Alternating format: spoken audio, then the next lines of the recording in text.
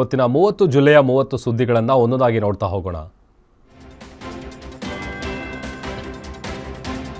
Fake Gruhalakshmi ಫಲಾನುಭವಿಗಳಿಗೆ shock ಮೇಲೆ shock ಆಗಿದೆ. ಗೃಹಲಕ್ಷ್ಮಿ ಯೋಜನೆ ದುರುಪಯೋಗ ತಡೆಗೆ ಕಟ್ಟುನಿಟ್ಟಿನ ಕ್ರಮ ಕೈಗೊಳ್ಳಲಾಗಿದ್ದು, ಬೆಂಗಳೂರು ದಕ್ಷಿಣದ 12,719 ಮಹಿಳೆಯರು ಯೋಜನೆಯಿಂದ ಹೊರಹಾಕಲಾಗಿದೆ. ಗೃಹಲಕ್ಷ್ಮಿ ಫಲಾನುಭವಿಗಳಲ್ಲಿ 6,624 ಮಹಿಳೆಯರು ಮೃತಪಟ್ಟಿದ್ದಾರೆ. ಮೃತರ ಖಾತೆಗೂ 2,000 ಗೃಹಲಕ್ಷ್ಮಿ ಹಣ ಜಮೆಯಾಗ್ತಿತ್ತು.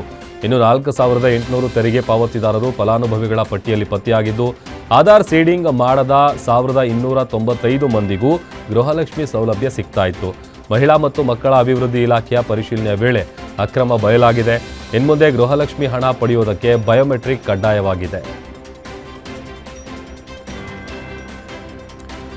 ಆರ್ಎಸ್ಎಸ್ ವಿಚಾರಕ್ಕೆ ಸಿಟಿ ರವಿಗೆ ಸಚಿವ ಪ್ರಿಯಾಂಕ್ ಖರ್ಗೆ ತಿರುಗೇಟನ್ನು ಕೊಟ್ಟಿದ್ದಾರೆ. ಬೆಂಗಳೂರಿನಲ್ಲಿ ಮಾತನಾಡಿದ ಅವರು, ಸಿಟಿ ರವಿಗೆ ಆರ್ಎಸ್ಎಸ್ ಇತಿಹಾಸ ಗೊತ್ತಿಲ್ಲ ಅನ್ಸುತ್ತೆ. ನೆಹರು ಆರ್ಎಸ್ಎಸ್ ಬ್ಯಾನ್ ಮಾಡಿದಾಗ ಸರ್ದಾರ್ ಪಟೇಲ್ ಕಾಲಿಗೆ ಬಿದ್ದಿದ್ರು. ಇಂದಿರಾ ಗಾಂಧಿ ಆರ್ಎಸ್ಎಸ್ ಬ್ಯಾನ್ ಮಾಡಿದಾಗ ಸಹ ಸಂಚಾಲಕರು ಪತ್ರ ಬರೆದಿದ್ರು. ರಿಜಿಸ್ಟ್ರೇಷನ್ ಮಾಡಿಕೊಳ್ಳಿ ಅಂತ ಅಂದರೆ ಯಾಕೆಷ್ಟು ಭಯ ಅವರಿಗೆ? ನನ್ನನ್ನು ಜಗನ್ನಾಥ ಭವನ ಅಥವಾ ಕೇಶವ ಕೃಪಾಗೆ ಕರೆಸಿ ಇಂತಹ ಕಾನೂನು ಅಡಿಯಲ್ಲಿ ನಮಗೆ ಸ್ವತಂತ್ರ ಇದೆ ಅಂತ ಹೇಳಿ, ನಮಗೆ ಸಂವಿಧಾನದ ಯಾವುದೇ ಕಾನೂನು ಆಗಲ್ಲ ಅಂತ ಹೇಳಿ. ಒಬ್ಬರು ಬೀದಿ ವ್ಯಾಪಾರಿ ಕೂಡ ರಿಜಿಸ್ಟ್ರೇಷನ್ ಮಾಡ್ಕೋತಾರೆ. ದೇವಸ್ಥಾನದಲ್ಲಿ ಎಷ್ಟು ದೇಣಿಗೆ ಬರುತ್ತೆ ಅಂತ ದೇವರು ಸಹ ಲೆಕ್ಕ ಕೊಡಬೇಕು. ಆದರೆ RSSನವರು ಮನಸ್ಸಿಗೆ ಬಂದಂಗೆ ಮಾಡಬಹುದಾ ಅಂತ ಪ್ರಶ್ನೆ ಮಾಡಿದ್ದಾರೆ.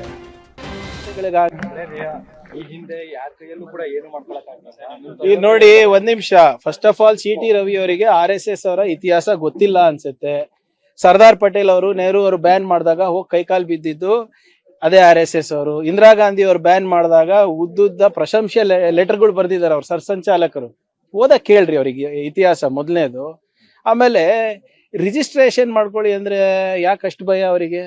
RSS ರಿಜಿಸ್ಟರ್ ಮಾಡ್ಕೊಳ್ಳಿ ಅಂದ್ರೆ ಇವ್ರು ಯಾಕೆ ಉತ್ತರ ಕೊಡ್ತಾ ಇದ್ದಾರೆ? ಒಂದ್ ಕೆಲಸ ಮಾಡಿ, ಈಗ ತಾನೇ ನಮ್ ಬೇರೆ ಮಾಧ್ಯಮ ಸ್ನೇಹಿತರಿಗೆ ಹೇಳ್ತಾ ಇದ್ದೆ, ನನ್ಗನ ನಿಮ್ ಯಾವ್ದು ಜಗನ್ನಾಥ್ ಭವನ್ ಅಲ್ಲ ಅವ್ರದ್ದು, ಜಗನ್ನಾಥ್ ಭವನ್ ಕೇಶವ ಕೃಪಾಗೋ ಕರ್ಸಿ, ನನಗೆ ಕರ್ಸ್ಬಿಟ್ಟು ಈ ಕಾನೂನು ಅಡಿನಲ್ಲಿ ನಮಗೆ ಸ್ವತಂತ್ರ ಇದೆ, ನಾವು ಯಾವುದೇ ಸರ್ಕಾರಿ ಸಂಸ್ಥೆಗಳಿಗಾಗ್ಲಿ ಅಥವಾ ಸರ್ಕಾರಿಗಾಗ್ಲಿ ನಾವು ಉತ್ತರ ಕೊಡೋ ಅಗತ್ಯ ಇಲ್ಲ ಅಂತ ತೋರಿಸ್ಬಿಡ್ಲಿ. ಅಥವಾ ನನ್ನ ಆಫೀಸಿಗನ ಬರ್ಲಿ, ದಾಖಲೆಗಳು ತಗೊಂಡ್ ಬರ್ಲಿ.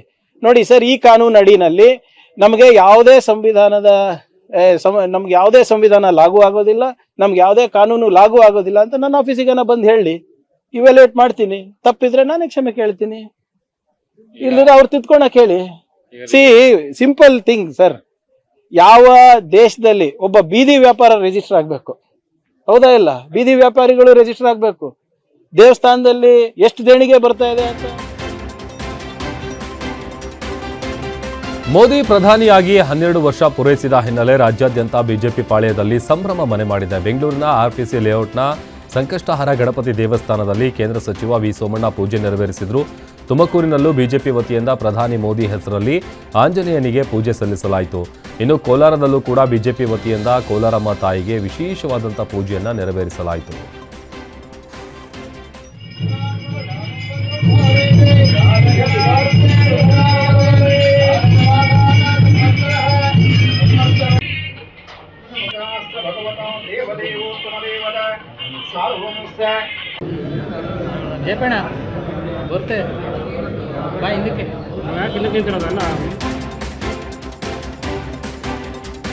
ಇನ್ನು 12 ವರ್ಷ ಪೂರೈಸಿದ ಪ್ರಧಾನಿ ಮೋದಿಗೆ ಯದುವೀರ್ ಅಭಿನಂದನೆ ಸಲ್ಲಿಸಿದ್ದಾರೆ. ಈ ಬಗ್ಗೆ ಮೈಸೂರಿನಲ್ಲಿ ಮಾತನಾಡಿದ ಸಂಸದ ಯದುವೀರ್ ಒಡೆಯರ್, ಪ್ರಧಾನಿಯಾಗಿ ಮೋದಿ 12 ವರ್ಷ ಸುದೀರ್ಘ ಸೇವೆ ಮಾಡಿದ್ದಾರೆ. ಈಗಲೂ ದೇಶದ ಸರ್ವತೋಮುಖ ಅಭಿವೃದ್ಧಿಗೆ ಶ್ರಮಿಸುತ್ತಿದ್ದಾರೆ. ವಿಕಸಿತ ಭಾರತ ನಿರ್ಮಾಣ ಮಾಡಲು ಮೋದಿ ಅಡಿಗಲ್ಲು ಹಾಕಿದ್ರು. ಮೋದಿ ಪ್ರಧಾನಿಯಾದ ಬಳಿಕ ಆರ್ಥಿಕತೆಯಲ್ಲಿ ದೇಶ ಮುಂದಿದೆ. ವಿದೇಶಿ ಕಂಪನಿಗಳು ಕೂಡ ಭಾರತಕ್ಕೆ ಬಂದು ಹೂಡಿಕೆ ಮಾಡ್ತಾ ಇದೆ. ದೇಶಾದ್ಯಂತ ಬಡವರ ಸಂಖ್ಯೆ 29%ನಿಂದ 11%ಗೆ ಇಳಿಕೆಯಾಗಿದೆ. ವಿಶ್ವಮಟ್ಟದಲ್ಲಿ ಭಾರತಕ್ಕೆ ದೊಡ್ಡ ಮಟ್ಟದ ಗೌರವ ಸಿಗ್ತಾ ಇದೆ. ಇದೆಲ್ಲವೂ ನರೇಂದ್ರ ಮೋದಿ ಸರ್ಕಾರದ ಸಾಧನೆ ಅಂತ ಹೇಳಿದ್ದಾರೆ. ಪ್ರಧಾನಮಂತ್ರಿ ಅವರು ಈ ದೇಶದ ಒಂದು ಸರ್ವತೋಮುಖ ಅಭಿವೃದ್ಧಿಗಾಗಿ, ಭಾರತೀಯರ ಒಂದು ಹಿತರಕ್ಷಣೆಗೋಸ್ಕರ ಒಂದು ಒಳ್ಳೆ ರಾಷ್ಟ್ರೀಯ, ಒಂದು ಸುಭದ್ರ ರಾಷ್ಟ್ರ, ಒಂದು ಸುರಕ್ಷಿತವಾದಂತಹ ಒಂದು ರಾಷ್ಟ್ರ, ಒಂದು ಶ್ರೇಷ್ಠ ರಾಷ್ಟ್ರ, ಒಂದು ವಿಕಸಿತ ಭಾರತವನ್ನು ನಿರ್ಮಾಣ ಮಾಡೋದಕ್ಕೆ ಅಡಿಗಲ್ಲನ್ನು ನೆಟ್ಟಿದ್ರು.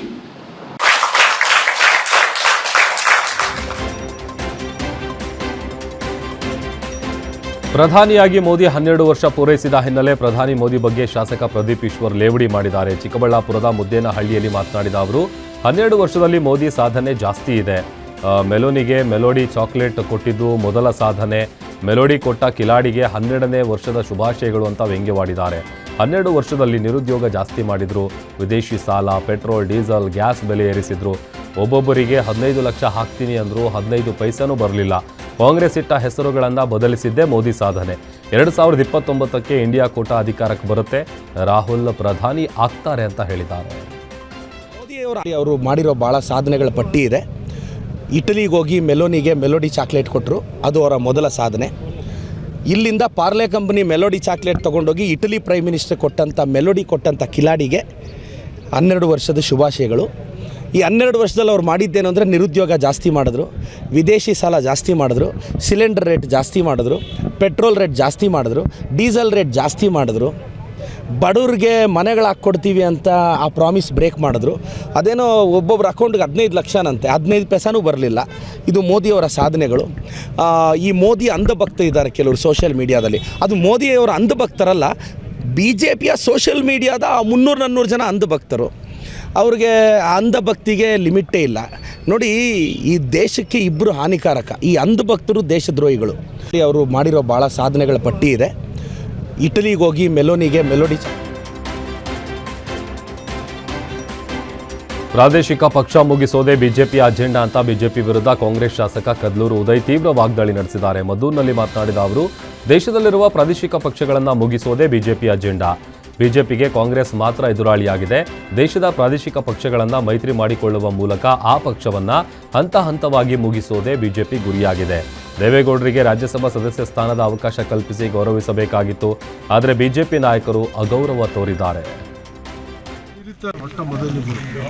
ಸೊ ಈ ವಯಸ್ಸಿನಲ್ಲೂ ಕೂಡ ಅವ್ರಿಗೆ ಏನೋ ನಾನು ಸಂಸತ್ತಲ್ಲಿ ಹೋಗಿ ರಾಜ್ಯದ ಬಗ್ಗೆ ದನಿ ಎತ್ತಬೇಕು ಅನ್ನುವಂಥ ಹುಮ್ಮಸ್ಸಿದೆ. ಅವ್ರಿಗೆ ವಯಸ್ಸು 93 ಆಗಿರ್ಬೋದು, ಆದರೆ ಆ ಹುಮ್ಮಸ್ಸಿದೆ. ಮತ್ತು ಅವರು ಅತಿ ಹೆಚ್ಚು BJP ಬಗ್ಗೆ ಅವರು ಗೌರವಿತವಾಗಿ ಪ್ರಧಾನಿಗಳ ಬಗ್ಗೆ ಎಲ್ಲ ಅವರು ಮಾತಾಡುವಂಥ ಸಂದರ್ಭದಲ್ಲಿ ಉಲ್ಲೇಖ ಮಾಡಿ ಮಾತಾಡ್ತಾರೆ. ಅವರು ಈಗ ಅವರ ಭಾಗವಾಗಿ BJPಯ ಭಾಗವಾಗಿ ಬಿಟ್ಕಾಯಿನ್ ಕೇಸ್ನಲ್ಲಿ ನನಗೆ ನೋಟಿಸ್ ಬಂದಿಲ್ಲ ಅಂತ ಶಾಸಕ ಹ್ಯಾರಿಸ್ ಪುತ್ರ ನಲಪಾಡ್ ಪ್ರತಿಕ್ರಿಯೆ ನೀಡಿದ್ದಾರೆ. ಕೆಂಪೇಗೌಡ ಏರ್ಪೋರ್ಟ್ನಲ್ಲಿ ಮಾತನಾಡಿದ ಅವರು, ಬಿಟ್ಕಾಯಿನ್ ಕೇಸ್ನಲ್ಲಿ ನೋಟಿಸ್ ಬಂದಿಲ್ಲ, ಚಾರ್ಜ್ ಶೀಟ್ ಬಗ್ಗೆ ನನಗೆ ಗೊತ್ತಿಲ್ಲ. ತಂದೆಗೆ ಮಂತ್ರಿ ಸ್ಥಾನ ತಪ್ಪಿಸಲು ಆಗದವರು ಈ ರೀತಿ ಸುದ್ದಿ ಹಬ್ಬಿಸ್ತಿದ್ದಾರೆ. ಯಾವ ಇಲಿನೂ ಬಂದಿಲ್ಲ, ಬಂದರೆ ಹುಲಿನೇ ಬರೋದು. ಈ ಬಾರಿ ಮಂತ್ರಿಯಾಗಿ ಬರ್ತೀವಿ ಅಂತ ಹೇಳಿದ್ದಾರೆ. ಈಗ ಬಿಟ್ಕಾಯಿನ್ ವಿಚಾರವಾಗಿ ಈಗಾಗಲೇ ನೋಟಿಸ್ ಕೊಟ್ಟಿದೆ, ಈಗ ವಿಚಾರಣೆಗೆ ತಾವು ಹಾಜರಾಗ್ತೀರಾ? ನನಗ್ ಗೊತ್ತಿಲ್ಲ, ನನಗೆ ಬಂದಿಲ್ಲ. ಅದು ಹೆಂಗ್ ನಿಮಗ್ ಟಿವಿ ಅವ್ರಿಗೆ ಮಾತ್ರ ಗೊತ್ತಾಗುತ್ತೆ ಅಂತ ನನಗೆ ಅರ್ಥ ಆಯ್ತಾ ಇಲ್ಲ. ನನಗೆ ಇನ್ನೂ ಬಂದಿಲ್ಲ ನೋಟಿಸ್, ನನಗೆ ಬಂದಿಲ್ಲ ಚಾರ್ಜ್ ಶೀಟ್. ಅದ್ರ ಮುಂಚೆ ನಿಮಗ್ ಯಾರು ಕೊಟ್ರು? ಸ್ವಲ್ಪ ನನಗ್ ಮಾಹಿತಿ ಕೊಡಿ, ಅದು ಯಾರು ಕೊಡ್ತಾ ಇದಾರೆ ಅಂತ. ನಮ್ಗೆ ಆಗದೆ ಇರೋರು ಸ್ವಲ್ಪ ಜನ ಅಪ್ಪ ಮಿನಿಸ್ಟರ್ ತಪ್ಸಕ್ಕೆ ನೋಟಿಸ್ ಬಂದ್ಬಿಡ್ತು, ಇದು ಬಂದ್ಬಿಡ್ತು, ಎಲ್ಲಿ ಬಂತು. ಚಿಂತಕ ಪ್ರೊಫೆಸರ್ KS ಭಗವಾನ್ ವಿವಾದಾತ್ಮಕ ಹೇಳಿಕೆ ವಿಚಾರವಾಗಿ ಧಾರವಾಡದಲ್ಲಿ ಶ್ರೀರಾಮ ಸೇನೆ ಮುಖ್ಯಸ್ಥ ಪ್ರಮೋದ್ ಮುತಾಲಿಕ್ ಪ್ರತಿಕ್ರಿಯೆ ಕೊಟ್ಟಿದ್ದಾರೆ. ಶ್ರೀರಾಮಚಂದ್ರ ಹುಟ್ಟಿದ್ದು ದಶರಥನಿಗಲ್ಲ ಅಂತ ಭಗವಾನ್ ಹೇಳಿದ್ದಾರೆ. ಇದು ಸಂವಿಧಾನ ವಿರೋಧಿ ಹೇಳಿಕೆಯಾಗಿದೆ. ಬೇರೆಯವರ ನಂಬಿಕೆ ವಿಶ್ವಾಸ ಹಾಳು ಮಾಡೋದು ತಪ್ಪು. ನಮ್ಮ ನಂಬಿಕೆ ಹಾಳು ಮಾಡುವ ಭಗವಾನ್ರನ್ನ ಒದ್ದು ಒಳಗೆ ಹಾಕಬೇಕು ಅಂತ ಕಿಡಿಕಾರಿದ್ದಾರೆ. ಸಾವಿರಾರು ವರ್ಷದಿಂದ ರಾಮನ ಪೂಜಿಸುವ ಮಣ್ಣಿನಲ್ಲಿ ಹುಟ್ಟಿ ರಾಮನ ಬಗ್ಗೆ ಮಾತಾಡ್ತೀಯಾ? ದಶರಥ ರಾಮನ ಬಗ್ಗೆ ಮಾತಾಡಿದರೆ ನಾಲ್ಗೆ ಕಿತ್ತು ಬಿಸಾಕ್ತೀವಿ. ರಾಮ, ರಾಮಾಯಣ, ಹಿಂದೂ ದೇವರ ಬಗ್ಗೆ ಮಾತನಾಡಿದರೆ ಸಹಿಸಲ್ಲ. ಸರ್ಕಾರ ಕೂಡಲೇ ಭಗವಾನ್ ವಿರುದ್ಧ ಸುಮೋಟೋ ದಾಖಲಿಸುವಂತೆ ಆಗ್ರಹಿಸಿದ್ದಾರೆ. ಪ್ರಭು ಶ್ರೀ ರಾಮಚಂದ್ರನ ಹುಟ್ಟಿದ್ದು ದಶರಥನಿಗೆ ಅಲ್ಲ ಅನ್ನುವಂಥ ಒಂದು ಕೆಟ್ಟ ಹೇಳಿಕೆಯನ್ನು ಕೊಟ್ಟಿದ್ದಾರೆ. ಈ ರೀತಿಯ ಸಂವಿಧಾನ ವಿರೋಧಿ ಇದು. ಸಂವಿಧಾನದಲ್ಲಿ ಬಹಳ ಸ್ಪಷ್ಟವಾಗಿ ಬರೆದಿದ್ದಾರೆ, ಡಾಕ್ಟರ್ ಅಂಬೇಡ್ಕರ್ ಅವರು ಬರೆದಿದ್ದಾರೆ, ಬೇರೆಯವರ ನಂಬಿಕೆಯನ್ನು, ಬೇರೆಯವರ ವಿಶ್ವಾಸವನ್ನು ಅದನ್ನು ಹಾಳು ಮಾಡುವಂಥದ್ದು ಸಾರ್ವಜನಿಕ ತಪ್ಪು. ಇವರು ನಮ್ಮ ನಂಬಿಕೆಗಳನ್ನು ಹಾಳು ಮಾಡ್ತಾ ಇರುವಂತಹ ಭಗವಾನನ್ನು ಒದ್ದು ಒಳಗಡೆ ಹಾಕಬೇಕು ಅಂತ ಹೇಳ್ತೀನಿ. ನಾನು ಭಗವಾನ್ ಕೇಳ್ತಾ ಇದ್ದೀನಿ, ನೀನ್ ನಿಮ್ಮ ಅಪ್ಪನಿಗೆ ಹುಟ್ಟಿದೆ ಅಂತ ಅನ್ನೋದು ಏನಾದರೂ ಸಾಕ್ಷಿ ಇದರ ಕೊಡಲೇ ಅಂತ ಹೇಳ್ತೀನಿ ನಾನು. ರಾಮನಿಗೆ ನೀವು ಬೈತರಿ, ರಾಮನ ದಶರಥನ ಬಗ್ಗೆ ಇವತ್ತು ಸಂಶಯ ಮೂಡಿಸ್ತಾ ಇದೆಯಾ? ಸಾವಿರ ವರ್ಷದಿಂದ ರಾಮನ ಪೂಜೆ ಮಾಡುವಂತಹ ಮಣ್ಣಿನಲ್ಲಿ ಹುಟ್ಟಿ ನೀನು ಇವತ್ತು ಮಾಡ್ತಾ ಇರುವಂತಹ ದಶರಥನ ಬಗ್ಗೆ, ರಾಮನ ಬಗ್ಗೆ ಮಾತನಾಡೋದು ನಾಲಿಗೆ ಕಿತ್ತು ಬಿಸಾಕ್ತೇವೆ ಭಗವಾನ್.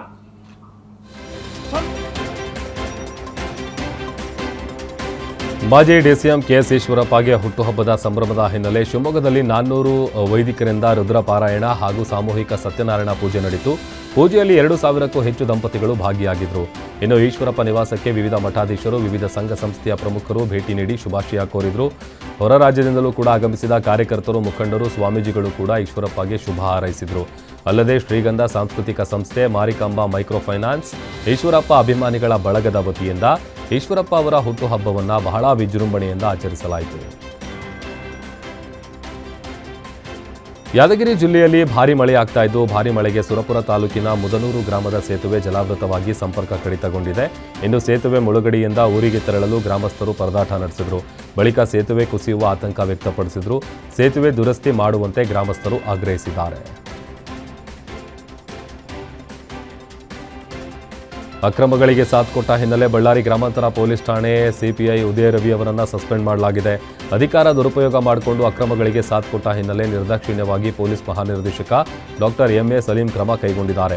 ಬಳ್ಳಾರಿ ಎಸ್ಪಿ ಸುಮನ್ ಡಿ ಪನ್ನೇಕರ್ ಶಿಫಾರಸಿನ ಆಧಾರದ ಮೇಲೆ ಸಸ್ಪೆಂಡ್ ಮಾಡಲಾಗಿದೆ. ಉದಯ ರವಿ ಬಳ್ಳಾರಿ ಗ್ರಾಮಾಂತರ ಠಾಣೆಗೆ ಬಂದು 1 ವರ್ಷ ಆಗಿದೆ. ಆದರೆ ಉದಯ ರವಿ ಮೇಲೆ ಹಲವು ಅಕ್ರಮಗಳ ಆರೋಪಗಳಿದ್ದು, ಆರೋಪಗಳ ಬಗ್ಗೆ ಎಸ್ಪಿ ಸುಮನ್ ಡಿ ಪನ್ನೇಕರ್ ತನಿಖೆ ನಡೆಸಿದರು. ರಾಯಚೂರು ಜಿಲ್ಲೆ ಸಿರವಾರ ತಾಲೂಕಿನ ಮಲ್ಲಠ ಬಳಿ ಆರ್ಟಿಒ ಸಿಬ್ಬಂದಿಯಿಂದ ಬೇಕಾಬಿಟ್ಟಿ ಹಣ ವಸೂಲಿ ಮಾಡಿದ ಆರೋಪ ಕೇಳಿಬಂದಿದೆ. ಆರ್ಟಿಒ ಸಿಬ್ಬಂದಿ ದುರ್ವರ್ತನೆಗೆ ರಾತ್ರಿಯಿಡೀ ಟ್ರಾಫಿಕ್ ಜಾಮ್ ಆಗಿದ್ದು, ಲಾರಿ ಚಾಲಕ ಲಂಚ ಕೊಡದೇ ಇರೋದಕ್ಕೆ ಆರ್ಟಿಒ ಸಿಬ್ಬಂದಿ ಕಿರಿಕ್ ಮಾಡಿದ್ದಾರೆ. ಆರ್ಟಿಒ ಸಿಬ್ಬಂದಿ ವಿರುದ್ಧ ಪ್ರಯಾಣಿಕರು ಹಿಡಿಶಾಪ ಹಾಕಿದ್ದಾರೆ. ಲಾರಿ ಚಾಲಕನ ಶರ್ಟ್ ಹಿಡಿದು ಆರ್ಟಿಒ ಸಿಬ್ಬಂದಿ ಕೀ ಕಸಿದುಕೊಂಡಿದ್ರು. ಬಳಿಕ ಏಕಾಏಕಿ ಲಾರಿ ಇಳಿಜಾರಿಗೆ ಇಳಿದಿದೆ. ಚಾಲಕನ ಸಮಯ ಪ್ರಜ್ಞೆಯಿಂದ ಭಾರೀ ಅನಾಹುತ ತಪ್ಪಿದೆ. ಬಸವ ಕಲ್ಯಾಣಕ್ಕೆ ಕನ್ನೇರಿ ಶ್ರೀಗಳು ಬಿಡದಿರಲು ಪ್ಲಾನ್ ಮಾಡಲಾಗಿದ್ದು, ಸೋಷಿಯಲ್ ಮೀಡಿಯಾದಲ್ಲಿ ಬಸವ ಅಭಿಮಾನಿಗಳಿಂದ ಗೋಬ್ಯಾಕ್ ಕನ್ನೇರಿ ಶ್ರೀ ಅಭಿಯಾನ ಶುರುವಾಗಿದೆ. ಜೂನ್ 28ರಂದು ಬಸವ ಕಲ್ಯಾಣ ನಗರದಲ್ಲಿ ಬಸವಾದಿ ಶಿವಶರಣರ ಹಿಂದೂ ಸಮಾವೇಶ ನಡೆಯಲಿದ್ದು, ಕನ್ನೇರಿ ಶ್ರೀಗಳ ನೇತೃತ್ವದಲ್ಲಿ ನಡೆಯುವ ಕಾರ್ಯಕ್ರಮಕ್ಕೆ ಭಾರೀ ವಿರೋಧ ವ್ಯಕ್ತವಾಗಿದೆ. ಶ್ರೀಗಳನ್ನು ಬಸವ ಕಲ್ಯಾಣಕ್ಕೆ ಬಿಡದಿರಲು ಲಿಂಗಾಯತ ಮುಖಂಡರಿಂದ ಸಭೆ, ಪ್ರತಿಭಟನೆಗೆ ನಿರ್ಧಾರ ಮಾಡಲಾಗಿದೆ. ಶ್ರೀಗಳ ಬಸವ ಕಲ್ಯಾಣ ಪ್ರವೇಶ ವಿರೋಧಿಸಿ ಜೂನ್ 28ಕ್ಕೆ ಬೃಹತ್ ಪ್ರತಿಭಟನೆಗೆ ಸಿದ್ಧತೆ ಮಾಡಿಕೊಳ್ಳಲಾಗಿದೆ. ದಕ್ಷಿಣ ಕನ್ನಡ ಹಾಗೂ ಚಿಕ್ಕಮಗಳೂರನ್ನು ಸಂಪರ್ಕಿಸುವ ಚಾರ್ಮಡಿ ಘಾಟ್ನಲ್ಲಿ ಚಿರತೆ ಆತಂಕ ಎದುರಾಗಿದ್ದು, ಮಳೆಗಾಲದಲ್ಲಿ ಬರುವ ಪ್ರವಾಸಿಗರಿಗೆ ಅರಣ್ಯ ಇಲಾಖೆ ಕಟ್ಟುನಿಟ್ಟಿನ ಎಚ್ಚರಿಕೆ ನೀಡಿದೆ. ಘಾಟ್ ರಸ್ತೆಯ ತಡೆಗೋಡೆ ಸಮೀಪ ಚಿರತೆ ದರ್ಶನ ನೀಡಿದ್ದು, ಪ್ರವಾಸಿಗರು, ವಾಹನ ಸವಾರರು ಎಚ್ಚರಿಕೆಯಿಂದ ಇರುವಂತೆ ಅರಣ್ಯ ಇಲಾಖೆ ಸೂಚಿಸಿದೆ. ಮಂಡ್ಯದ ಕೆಆರ್ಪೇಟೆ ತಾಲೂಕಿನ ರಾಮನಹಳ್ಳಿ ಗ್ರಾಮದಲ್ಲಿ ಅರಣ್ಯ ಇಲಾಖೆ ಇಟ್ಟಿದ್ದ ಬೋನಿಗೆ ಚಿರತೆ ಬಿದ್ದಿದೆ. ಹಸುಗಳ ಮೇಲೆ ಪದೇ ಪದೇ ಚಿರತೆ ದಾಳಿ ಮಾಡ್ತಾ ಇತ್ತು. ನಾಯಿ ತಿನ್ನಲು ಬಂದಿದ್ದ ಚಿರತೆ ಅರಣ್ಯ ಇಲಾಖೆ ಇಟ್ಟಿದ್ದ ಬೋನಿಗೆ ಬಿದ್ದಿದೆ. ಇನ್ನು ಚಿರತೆ ಬೇಟೆಗೆ ಹೊಂಚು ಹಾಕ್ತಿದ್ದಂತಹ ದೃಶ್ಯ ಸಿಸಿಟಿವಿಯಲ್ಲಿ ಸೆರೆಯಾಗಿದ್ದು, ಚಿರತೆ ಸೆರೆಯಿಂದ ರಾಮನಹಳ್ಳಿ, ಬೀಚನಹಳ್ಳಿ ಭಾಗದ ರೈತರು ಸದ್ಯ ನಿಟ್ಟುಸಿರು ಬಿಟ್ಟಿದ್ದಾರೆ. ಇನ್ನು ಬೋನಿಗೆ ಬಿದ್ದ ಚಿರತೆ ನೋಡೋದಕ್ಕೆ ಜನರು ಮುಗಿಬಿದ್ದಿದ್ರು. ನೆಲಮಂಗಲದ ದಾಬಸ್ಪೇಟೆಯಲ್ಲಿ ಚಿರತೆ ಉಪಟಳ ಹೆಚ್ಚಾಗಿದೆ. ಕೆಂಗಲ್ ಗ್ರಾಮದ ತೀರ್ಥಪ್ರಸಾದ್ ಎಂಬುವರ ತೋಟದಲ್ಲಿ ಚಿರತೆ ಕಾಣಿಸಿಕೊಂಡಿದ್ದು, ಚಿರತೆ ಓಡಾಟದ ದೃಶ್ಯ ಸಿಸಿಟಿವಿಯಲ್ಲಿ ಸೆರೆಯಾಗಿದೆ. ನಾಯಿ, ಬಾತುಕೋಳಿ, ಕುರಿ, ಮೇಕೆ ಚಿರತೆಯ ಟಾರ್ಗೆಟ್ ಆಗಿದ್ದು, ಚಿರತೆ ಸೆರೆ ಹಿಡಿಯುವಂತೆ ಅರಣ್ಯಾಧಿಕಾರಿಗಳಿಗೆ ಸ್ಥಳೀಯರು ಮನವಿ ಮಾಡಿದ್ದಾರೆ. ದಾಬಸ್ಪೇಟೆ ಪೊಲೀಸ್ ಠಾಣಾ ವ್ಯಾಪ್ತಿಯಲ್ಲಿ ಈ ಘಟನೆ ನಡೆದಿದೆ. ವೃದ್ಧಿಯೊಬ್ಬರ ಮೇಲೆ ಬೀದಿನಾಯಿ ದಾಳಿ ಮಾಡಿ ಗಂಭೀರ ಗಾಯಗೊಳಿಸಿದ ಘಟನೆ ಮಂಡ್ಯ ಜಿಲ್ಲೆ ಕೆಆರ್ಪೇಟೆ ಪಟ್ಟಣದ ಹೇಮಾವತಿ ಬಡಾವಣೆಯಲ್ಲಿ ನಡೆದಿದೆ. ಫಾತಿಮಾ ನಾಯಿ ದಾಳಿಗೆ ಒಳಗಾದ ವೃದ್ಧಿಯಾಗಿದ್ದು, ಪಟ್ಟಣದ ಆಸ್ಪತ್ರೆಯಲ್ಲಿ ಪ್ರಾಥಮಿಕ ಚಿಕಿತ್ಸೆ ಕೊಡಿಸಿ ಹೆಚ್ಚಿನ ಚಿಕಿತ್ಸೆಗೆ ಮೈಸೂರಿಗೆ ರವಾನೆ ಮಾಡಲಾಗಿದೆ. ಬೀದಿ ನಾಯಿಗಳ ಕಡಿವಾಣಕ್ಕೆ ಸಾರ್ವಜನಿಕರು ಆಗ್ರಹಿಸಿದ್ದಾರೆ. ಬೀದಿ ನಾಯಿಗಳನ್ನು ನಿಯಂತ್ರಿಸದಿದ್ದರೆ ಪಟ್ಟಣ ಪುರಸಭೆಗೆ ಮುತ್ತಿಗೆ ಹಾಕಿ ಬೀಗ ಹಾಕುವುದಾಗಿ ನಿವಾಸಿಗಳು ಎಚ್ಚರಿಕೆ ನೀಡಿದ್ದಾರೆ. ಬೆಂಗಳೂರಿನಲ್ಲಿ ಖತರ್ನಾಕ್ ನೇಪಾಳಿ ಕಳ್ಳರ ಕೃತ್ಯ ಹೆಚ್ಚಾಗ್ತಾ ಇದೆ. ಗುತ್ತಿಗೆದಾರನ ಮನೆಯಲ್ಲಿ ಕೆಲಸ ಮಾಡುತ್ತಿದ್ದವರಿಂದಲೇ ಕಳ್ಳತನ ನಡೆದ ಘಟನೆ ಅಮೃತಹಳ್ಳಿ ಠಾಣಾ ವ್ಯಾಪ್ತಿಯ ಅರ್ಕಾವತಿ ಲೇಔಟ್ನಲ್ಲಿ ನಡೆದಿದೆ. ಕೆಲಸಗಾರರಿಗೆ ವೇತನ ನೀಡಲು ಮನೆಯ ಕಬೋರ್ಡ್ನಲ್ಲಿಟ್ಟಿದ್ದಂಥ 25 ಲಕ್ಷ ನಗದು ಕಳ್ಳತನವಾಗಿದ್ದು, ಕೆಂಗೇರಿ ಬಳಿ ಹಣದ ಸಮೇತ ನೇಪಾಳಿ ದಂಪತಿ ಅರೆಸ್ಟ್ ಆಗಿದ್ದಾರೆ. ಗುತ್ತಿಗೆದಾರನ ಮನೆಯಲ್ಲಿ 1 ತಿಂಗಳಿಂದ ಪತ್ನಿ ಮನೆ ಕೆಲಸ ಮಾಡ್ತಿದ್ರೆ, ಪತಿ ಸೆಕ್ಯೂರಿಟಿ ಗಾರ್ಡ್ ಆಗಿ ಕೆಲಸ ಮಾಡ್ತಾ ಇದ್ರು. 1 ವಾರದ ಹಿಂದೆ ಕೆಲಸದ ನಿಮಿತ್ತ ಮನೆ ಮಾಲೀಕರು ಹೊರ ಹೋಗಿದ್ರು. ವಾಪಸ್ ಬಂದಾಗ ನೇಪಾಳಿ ದಂಪತಿ ಕಾಣೆಯಾಗಿದ್ದು, ಮನೆಯಲ್ಲಿದ್ದ ಹಣವೂ ಕೂಡ ಕಾಣೆಯಾಗಿದೆ. ಈ ಸಂಬಂಧ ಅಮೃತಹಳ್ಳಿ ಪೊಲೀಸ್ ಠಾಣೆಯಲ್ಲಿ ಕೇಸ್ ದಾಖಲಾಗಿದೆ. ಮದುವೆ ಆಗ್ತೀನಿ ಎಂದು ನಂಬಿಸಿ ಯುವತಿಗೆ ಮೋಸ ಮಾಡಿದ ಘಟನೆ ಬಾಗಲಗುಂಟೆ ಠಾಣಾ ವ್ಯಾಪ್ತಿಯಲ್ಲಿ ನಡೆದಿದೆ. ಬಾಗಲಗುಂಟೆ ಪೊಲೀಸರಿಂದ ದಾಸರಹಳ್ಳಿಯ ಮನು ಅಲಿಯಾಸ್ ಮನೋಜ್ ಬಂಧನವಾಗಿದೆ. ಲಿವಿನ್ನಲ್ಲಿದ್ದು ದೈಹಿಕ ಸಂಬಂಧ ಬಳಿಕ ಮದುವೆಗೆ ಒಪ್ಪದ ಆರೋಪ ಕೇಳಿಬಂದಿದ್ದು, ಜಮೀನು ಕೊಡಿಸೋದಾಗಿ 18 ಲಕ್ಷ ಪಡೆದಿದ್ದ. ಬಳಿಕ ಬೇರೆ ಯುವತಿ ಜೊತೆ ಆರೋಪಿ ನಿಶ್ಚಿತಾರ್ಥ ಮಾಡಿಕೊಂಡಿದ್ದಾನೆ. ವಿಷಯ ತಿಳಿದು ಹಣ ಕೇಳಿದ್ದಕ್ಕೆ ಮನು ಜಾತಿ ನಿಂದನೆ ಮಾಡಿದ್ದಂತೆ. ಮತ್ತೆ ಹಣ ಕೇಳೋಕೆ ಬಂದರೆ ಕೊಲೆ ಮಾಡ್ತೀನಿ ಅಂತ ಬೆದರಿಕೆ ಹಾಕಿದ್ದಂತೆ. ಆರೋಪಿ ಮನು ಮತ್ತವರ ಕುಟುಂಬದ ವಿರುದ್ಧ ಯುವತಿ ದೂರು ನೀಡಿದ್ದು, ಆರೋಪಿ ಮನು, ಆತನ ತಾಯಿ ಸುಜಾತ, ಅಕ್ಕ ಶ್ರೀಜಾ, ಅಣ್ಣ ಶ್ರೀಧರ್ ವಿರುದ್ಧ ಬಾಗಲಗುಂಟೆ ಠಾಣೆಯಲ್ಲಿ ಕೇಸ್ ದಾಖಲಾಗಿದೆ. ಹಾವೇರಿಯ SLV ಮಹಿಳಾ ಮಾರ್ಟ್ ಕಂಪನಿಯಿಂದ ಹಣ ಹೂಡಿಕೆ ಮಾಡಿ ಕೆಲಸ ಕೊಡ್ತೇವೆಂದು ಹೇಳಿ ಮಕ್ಮಲ್ ಟೋಪಿ ಹಾಕಿದ್ದಾರೆ. ಕೋಟಿ ಹಣ ಜೇಬಿಗಳಿಸಿಕೊಂಡು ಫ್ರಾಡ್ ಪ್ರೇಮಿಗಳಾದ ವಿನಾಯಕ, ಅನ್ವೇರಿ ಮತ್ತು ರಮ್ಯಾ ಪರಾರಿಯಾಗಿದ್ದಾರೆ. ಹಣ ಹೂಡಿದ ನೂರಾರು ಮಹಿಳೆಯರು ಈಗ ಕಣ್ಣೀರಾಗ್ತಾ ಇದ್ದಾರೆ. ರಾಜ್ಯದ ಮೂಲೆ ಮೂಲೆಯಿಂದ ಹಣ ಹೂಡಿಕೆ ಮಾಡಿದ್ದ ನೂರಾರು ಜನರಿಗೆ ಧೋಖ ಆಗಿದೆ. ಇವರಿಬ್ಬರ ವಿರುದ್ಧ ಹಾವೇರಿ ನಗರ ಠಾಣೆಗೆ ನೊಂದವರು ದೂರು ನೀಡಿದ್ದು, ಅಗರಬತ್ತಿ, ಕಸಬರಗಿ, ಕ್ಯಾಂಡಲ್ ಪ್ಯಾಕ್ ಮಾಡಿಸುವ ಕೆಲಸ ಕೊಡಿಸೋದಾಗಿ ವಂಚನೆ ಮಾಡಿದ್ದಾರೆ. ಈ ಸಂಬಂಧ ಹಾವೇರಿ ನಗರ ಪೊಲೀಸ್ ಠಾಣೆಯಲ್ಲಿ ಕೇಸ್ ಕೂಡ ದಾಖಲಾಗಿದೆ. ಬೆಂಗಳೂರಿನ ಅನ್ನಪೂರ್ಣೇಶ್ವರಿ ನಗರ ಠಾಣಾ ವ್ಯಾಪ್ತಿಯಲ್ಲಿ ಮಹಿಳೆ ಜೊತೆ ಪಕ್ಕದ ಮನೆ ವಿರುದ್ಧ ಅಸಭ್ಯ ವರ್ತನೆ ಮಾಡಿದಂತಹ ಆರೋಪ ಕೇಳಿಬಂದಿದೆ. ಮಹಿಳೆಗೆ ಪ್ಯಾಂಟ್ ಬಿಚ್ಚಿ ತೋರಿಸೋ ರೀತಿ ಅಸಭ್ಯ ವರ್ತನೆ ಮಾಡಿದ್ದಾನೆ. ಇನ್ನು ವೃದ್ಧನ ಅಸಭ್ಯ ವರ್ತನೆ ಸಂತ್ರಸ್ತ ಮಹಿಳೆ ಮೊಬೈಲ್ನಲ್ಲಿ ರೆಕಾರ್ಡ್ ಆಗಿದೆ. ನಿಸರ್ಗ ಲೇಔಟ್ನಲ್ಲಿ ಮಹಿಳೆ ಬಾಡಿಗೆ ಮನೆಯಲ್ಲಿದ್ದು, ಪಕ್ಕದ ಮನೆಯ ನಿವಾಸಿ ಕೃಷ್ಣಮೂರ್ತಿ ರಸ್ತೆಯಲ್ಲೇ ವಾಹನ ನಿಲ್ಲಿಸ್ತಿದ್ದ. ಮನೆ ಮುಂದೆ ಶ್ವಾನಗಳ ಬೋನನ್ನು ಕೂಡ ಇಡ್ತಾ ಇದ್ದ. ಮಹಿಳೆ ಬಂದಾಗ ರಸ್ತೆ ಬ್ಲಾಕ್ ಆಗ್ತಾ ಇತ್ತು. ವೃದ್ಧನ ವಿರುದ್ಧ GBAಗೆ ಮಹಿಳೆ ದೂರು ನೀಡಿದ್ರು. ಆಗ ರಸ್ತೆಯಲ್ಲಿ ಈ ರೀತಿ ಮಾಡಬಾರ್ದು ಅಂತ ಆಫೀಸರ್ಸ್ ವಾರ್ನಿಂಗ್ ಕೊಟ್ಟಿದ್ರು. ಇದೇ ವಿಚಾರಕ್ಕೆ ಮಹಿಳೆ ಜೊತೆ ವೃದ್ಧ ಕೃಷ್ಣಮೂರ್ತಿ ಅಸಭ್ಯ ವರ್ತನೆ ಮಾಡಿದ್ದಾನೆ. ಈ ಸಂಬಂಧ ಅನ್ನಪೂರ್ಣೇಶ್ವರಿ ನಗರ ಠಾಣೆಗೆ ಸಂತ್ರಸ್ತೆ ದೂರು ನೀಡಿದ್ದು, ವೃದ್ಧ ಕೃಷ್ಣಮೂರ್ತಿ ಅರೆಸ್ಟ್ ಆಗಿದ್ದಾರೆ. ಬೆಳಗಾವಿಯ ಗೋಕಾಕ್ನಲ್ಲಿ 2 ಕುಟುಂಬಗಳ ಮಧ್ಯೆ ಗಲಾಟೆ ವಿಚಾರಕ್ಕೆ ಸಂಬಂಧಪಟ್ಟಂತೆ ಶಹರ ಪೊಲೀಸ್ ಠಾಣೆಯಲ್ಲಿ ಕೊಲೆಯತ್ನ ಕೇಸ್ ದಾಖಲಾಗಿದೆ. ಈ ಬಗ್ಗೆ ಪ್ರತಿಕ್ರಿಯೆ ನೀಡಿದ ಬೆಳಗಾವಿ SP K ರಾಮರಾಜನ್, ಇನ್ನು ಅಪ್ಪ ಸಾಬ್ ಭಜಂತ್ರಿ ಮಗ ಅನಿಕೇತನ್, ಅಣ್ಣನ ಮಗ ಆನಂದ್, ರಾಘವೇಂದ್ರ ಗಲಾಟೆಯಲ್ಲಿ ಭಾಗಿಯಾಗಿದ್ರು ಎನ್ನಲಾಗಿದೆ. ಆಶ್ರಯ ಬಡಾವಣೆಯಲ್ಲಿ ಸ್ಕೂಲ್ ನಡೆಸುತ್ತಿದ್ದ ಅಪ್ಪ ಸಾಬ್ ಭಜಂತ್ರಿ ಶಾಲೆಯನ್ನು ಸಚಿನ್ ಸಮ್ಯದ್ಗೆ ಮಾರಿದ್ರು. ಹಣ ಪಡೆದ ನಂತರವೂ ಸ್ಕೂಲ್ ಒಪ್ಪಿಸಿಲ್ಲ ಅಂತ ಸಚಿನ್ ತಕರಾರು ತೆಗೆದಿದ್ದು, ಇದೇ ವಿಚಾರಕ್ಕೆ ಸಚಿನ್, ಅಪ್ಪ ಸಾಬ್ ಕುಟುಂಬಗಳ ಮಧ್ಯೆ ಗಲಾಟೆ ನಡೆದಿದೆ. ಆದರೆ ಅದೇ ಸ್ಕೂಲ್ ಗ್ರೌಂಡ್ನಲ್ಲಿ ಕ್ರಿಕೆಟ್ ಆಡಲು 3 ಬಂದಿದ್ರು. ಶಾಲೆ ವಶಕ್ಕೆ ಪಡೆಯಲು ಬಂದಿದ್ದಾರೆ ಅಂತ ಅವರ ಮೇಲೆ ಹಲ್ಲೆ ನಡೆಸಿದ್ದಾರೆ. ಸದ್ಯ ಈ ಕೇಸ್ನಲ್ಲಿ ಪೊಲೀಸರು 4 ಬಂಧಿಸಿದ್ದು, ಶಾಲೆಯನ್ನು ವಶಕ್ಕೆ ಪಡೆಯುವಂತೆ ಮನವಿ ಮಾಡಲಾಗಿದೆ. ಖಾಸಗಿ ಶಾಲಾ ಸಂಸ್ಥೆ ಕಿರುಕುಳಕ್ಕೆ ಬಾಲಕ ಸೂಸೈಡ್ ಮಾಡಿಕೊಂಡ ಘಟನೆ ಬೀದರ್ ಜಿಲ್ಲೆ LIC ಕಾಲೋನಿಯ ಜನಸೇವಾ ಖಾಸಗಿ ಶಾಲೆಯಲ್ಲಿ ನಡೆದಿದೆ. ಶಾಲಾ ಕಟ್ಟಡದ 4ನೇ ಅಂತಸ್ತಿನಿಂದ ಬಿದ್ದು 15 ವರ್ಷದ ಬಾಲಕ ಸಮೀರ್ ಆತ್ಮಹತ್ಯೆ ಮಾಡಿಕೊಂಡಿದ್ದಾನೆ. SSLC ವ್ಯಾಸಂಗ ಮಾಡ್ತಿದ್ದಂತಹ ಬಾಲಕ ಸಿಬ್ಬಂದಿ ಕಿರುಕುಳಕ್ಕೆ ಸಾವನ್ನಪ್ಪಿದ್ದಾನೆ ಅಂತ ಕುಟುಂಬಸ್ಥರು ಆರೋಪ ಮಾಡಿದ್ದಾರೆ. ಹೋಮ್ವರ್ಕ್ ವಿಚಾರಕ್ಕೆ ಬಾಲಕನಿಗೆ ಕಿರುಕುಳ ನೀಡುತ್ತಿದ್ದ ಆರೋಪ ಕೇಳಿಬಂದಿದ್ದು, ಶಾಲೆಯಲ್ಲಿ ಎಲ್ಲರ ಮುಂದೆ ಅಪಮಾನ ಮಾಡಿದ್ರು ಅಂತ ಸೂಸೈಡ್ ಮಾಡಿಕೊಂಡ ಆರೋಪ ಕೇಳಿಬಂದಿದೆ.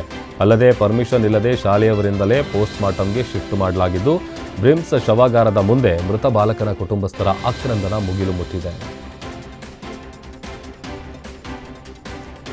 ಲವ್ ಜಿಹಾದ್ಗೆ ಹೆದರಿ ಅಪ್ರಾಪ್ತೆ ಸೂಸೈಡ್ ಮಾಡಿಕೊಂಡ ಘಟನೆ ಧಾರವಾಡ ನಗರದ ಗರಗ ಠಾಣಾ ವ್ಯಾಪ್ತಿಯಲ್ಲಿ ನಡೆದಿದೆ. ಮುಸ್ಲಿಂ ಯುವಕನ ಕಿರುಕುಳ ತಾಳಲಾರದೆ ಮೇ 8ರಂದು ಅಪ್ರಾಪ್ತೆ ಆತ್ಮಹತ್ಯೆ ಮಾಡಿಕೊಂಡಿದ್ದಾಳೆ. ಇನ್ನು ದಲಿತ ಅಪ್ರಾಪ್ತೆಗೆ ಪ್ರೀತಿಸಿ ಲವ್ ಜಿಹಾದ್ಗೆ ಯತ್ನಿಸಿದ ಆರೋಪ ಕೂಡ ಕೇಳಿಬಂದಿದ್ದು, ಯುವಕ ನಹೀಂ ಅಪ್ರಾಪ್ತೆ ಬಾಲಕಿಯನ್ನು ಪ್ರೀತಿಸಿದ್ದ.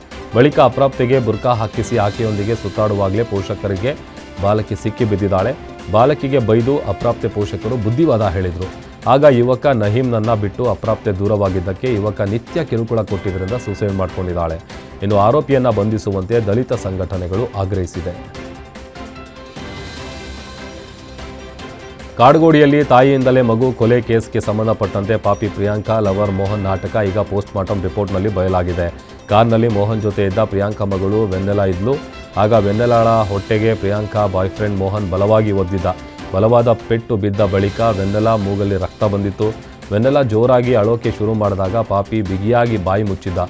ಉಸಿರಾಡೋಕೆ ಆಗದೆ ಒದ್ದಾಡಿ ಕಾರ್ನಲ್ಲೇ ಮಗು ವೆನ್ನೆಲಾ ಮೃತಪಟ್ಟಿತು.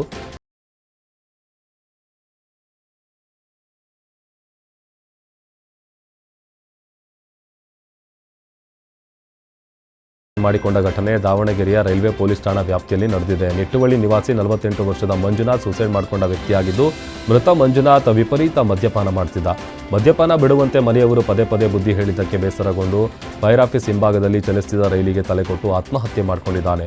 ಇನ್ನು ಘಟನಾ ಸ್ಥಳಕ್ಕೆ ರೈಲ್ವೆ ಪೊಲೀಸರು ಭೇಟಿ ನೀಡಿ ಪರಿಶೀಲನೆ ನಡೆಸಿದ್ದಾರೆ. ಈ ಸಂಬಂಧ ರೈಲ್ವೆ ಪೊಲೀಸ್ ಠಾಣೆಯಲ್ಲಿ ಕೇಸ್ ಕೂಡ ದಾಖಲಾಗಿದೆ. ಗುಂಡು ಹಾರಿಸಿಕೊಂಡು ಗೃಹಿಣಿ ಆತ್ಮಹತ್ಯೆಗೆ ಶರಣಾಗಿರುವಂತಹ ಘಟನೆ ಚಿಕ್ಕಮಗಳೂರು ಜಿಲ್ಲೆ ಬಸವನಹಳ್ಳಿ ಪೊಲೀಸ್ ಠಾಣಾ ವ್ಯಾಪ್ತಿಯಲ್ಲಿ ನಡೆದಿದೆ. ಕೊಡಬಳ್ಳಿ ರಾಜೇಶ್ ಎಂಬುವವರ ಪತ್ನಿ ಸುಮಾ ಮೃತ ಮಹಿಳೆಯಾಗಿದ್ದು ಮನೆಯ ಮುಂಭಾಗವೇ ಶವ ಪತ್ತೆಯಾಗಿದೆ. ಇನ್ನು ಘಟನಾ ಸ್ಥಳಕ್ಕೆ ಪೊಲೀಸರು ಸೊಕೋ ಟೀಮ್ ಭೇಟಿ ನೀಡಿ ಪರಿಶೀಲನೆ ನಡೆಸಿದ್ದಾರೆ. ಆಜಾನ್ ನಮಾಜ್ ವೇಳೆ ಕುಸಿದು ಬಿದ್ದು ಮೌಲ್ವಿ ಸಾವನ್ನಪ್ಪಿದ ಘಟನೆ ಉತ್ತರ ಕನ್ನಡ ಜಿಲ್ಲೆ ಹೊನ್ನಾವರದ ಕಾಸರಗೋಡ್ನ ಟೊಂಕಾ ಎಂಜಿಎಂ ಮಸೀದಿಯಲ್ಲಿ ನಡೆದಿದೆ. ಮಂಗಳೂರಿನ ಕುಕ್ಕಾಜೆ ಮೂಲದ ಮೌಲ್ವಿ ಅಬ್ದುಲ್ ಲತೀಫ್ ಮದನಿ ಹೃದಯಾಘಾತದಿಂದ ಮೃತಪಟ್ಟಿದ್ದು ಹೊನ್ನಾವರದ ಸೇಂಟ್ ಇಗ್ನೇಷಿಯಸ್ ಆಸ್ಪತ್ರೆಗೆ ಮೌಲ್ವಿಯನ್ನ ದಾಖಲಿಸಿದ್ರು. ಚಿಕಿತ್ಸೆ ಫಲಕಾರಿಯಾಗದೆ ಮೌಲ್ವಿ ಅಬ್ದುಲ್ ಸಾವನ್ನಪ್ಪಿದ್ದಾರೆ. ಇನ್ನು ನಮಾಜ್ ವೇಳೆಯೇ ಮೃತಪಟ್ಟಿರುವುದಾಗಿ ವೈದ್ಯರು ಮಾಹಿತಿ ನೀಡಿದ್ದಾರೆ. ಇನ್ನು ಘಟನೆಯ ಕೊನೆಯ ದೃಶ್ಯ ಸಿಸಿಟಿವಿಯಲ್ಲಿ ಸೆರೆಯಾಗಿದ್ದು ಧಾರ್ಮಿಕ ಮುಖಂಡರು ಸಾರ್ವಜನಿಕರು ಸಂತಾಪ ಸೂಚಿಸಿದ್ದಾರೆ. ಅಪರಿಚಿತ ವ್ಯಕ್ತಿಯ ಶವ ಪತ್ತೆಯಾದ ಘಟನೆ ಬನ್ನೇರುಘಟ್ಟ ಸಮೀಪದ ರಾಗಿಹಳ್ಳಿ ಬಳಿ ನಡೆದಿದೆ. ನಿರ್ಜನ ಪ್ರದೇಶದಲ್ಲಿ 40 ವರ್ಷ ವಯಸ್ಸಿನ ವ್ಯಕ್ತಿಯನ್ನ ಕೊಲೆ ಮಾಡಿ ಹಂತಕರು ಮೃತದೇಹ ಎಸೆದು ಹೋಗಿದ್ದಾರೆ. ಕೊಲೆ ಮಾಡಿ ಸಾಕ್ಷ್ಯನಾಶ ಮಾಡುವ ಉದ್ದೇಶದಿಂದ ಮೃತದೇಹ ಎಸೆದು ಹೋಗಿರುವ ಶಂಕೆ ವ್ಯಕ್ತವಾಗಿದೆ. ಇನ್ನು ಮೃತನ ಬಲಗೈ ಮೇಲೆ ಹದ್ದಿನ ಚಿತ್ರದ ಹಚ್ಚೆ ಪತ್ತೆಯಾಗಿದ್ದು ಎಡಗೈನಲ್ಲಿ ವಾಚ್, ಜೇಬ್ನಲ್ಲಿ ರಾಯಲ್ ಎನ್ಫೀಲ್ಡ್ ಬೈಕ್ ಕೀ ಹಾಗೂ ಸ್ಥಳದಲ್ಲಿ ಚಪ್ಪಲಿ ಪತ್ತೆಯಾಗಿದೆ. ವ್ಯಕ್ತಿಯ ಗುರುತು ಪತ್ತೆ ಹಚ್ಚುವುದಕ್ಕೆ ಪೊಲೀಸರು ತಂಡ ರಚನೆ ಮಾಡಿದ್ದು ತನಿಖೆಯನ್ನು ಮುಂದುವರೆಸಿದ್ದಾರೆ. ದಾವಣಗೆರೆಯಲ್ಲಿ ಒಂಟಿ ಮಹಿಳೆ ಮೇಲೆ ಗ್ಯಾಂಗ್ ರೇಪ್ ಪ್ರಕರಣಕ್ಕೆ ಸಂಬಂಧಪಟ್ಟಂತೆ 10 ಜನ ಆರೋಪಿಗಳ ಪೈಕಿ 9 ಆರೋಪಿಗಳಿಗೆ 14 ದಿನ ನ್ಯಾಯಾಂಗ ಬಂಧನ ವಿಧಿಸಿ ದಾವಣಗೆರೆ ಜಿಲ್ಲಾ ಸತ್ರ ನ್ಯಾಯಾಲಯ ಆದೇಶ ನೀಡಿದೆ. ಉಳಿದ ಓರ್ವ ಬಾಲಾಪರಾಧಿಯನ್ನ ರಿಮ್ಯಾಂಡ್ ರೂಮ್ಗೆ ಶಿಫ್ಟ್ ಮಾಡಲಾಗಿದೆ. ಜೂನ್ 3ರಂದು ಮಹಿಳೆಗೆ ಪ್ರಜ್ಞೆ ತಪ್ಪಿಸಿ ಸಾಮೂಹಿಕ ಅತ್ಯಾಚಾರ ಮಾಡಿದ್ರು. ಕೇಸ್ ಸಂಬಂಧ ಬಸವಪಟ್ಟಣ ಪೊಲೀಸ್ ಠಾಣೆಯಲ್ಲಿ ದೂರು ದಾಖಲಾಗಿದ್ದು ನಿನ್ನೆ 10 ಜನರನ್ನ ದಾವಣಗೆರೆ ಪೊಲೀಸರು ಬಂಧಿಸಿದ್ರು.